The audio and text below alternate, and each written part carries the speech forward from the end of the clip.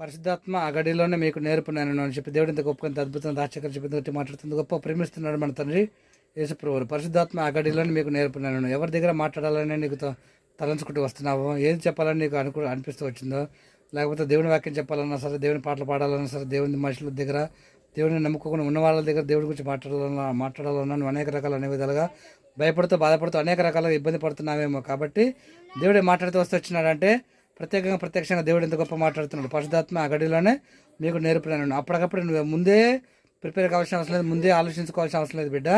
నీకు అప్పటికప్పుడు నేను గొప్ప పరిశుద్ధాత్మ శక్తి ద్వారా నేను గొప్ప నేర్పిస్తానని మాట్లాడుతున్నాడు మన గొప్ప దేవుడు మన తండ్రి యేసుప్రభువు. కాబట్టి నువ్వు ఎటువంటి స్థితిలో చదవాలన్నా సరే, పెళ్లి చేసుకోవాలన్నా సరే, పిల్లగాళ్ళని కనే విషయం సరే, ఏ విషయం సరే, వృద్ధాప్యంలో ఉన్న వాళ్ళని సరే, ఈ పని చేయాలన్నా, ఈ జాబ్ చేయాలన్నా, ఏది చేయాలన్నా సరే నీకు పరిశుద్ధాత్మ అప్పటికప్పుడు దేవుడు గొప్ప నేను నేర్పిస్తానని మాట్లాడుతున్నాడు.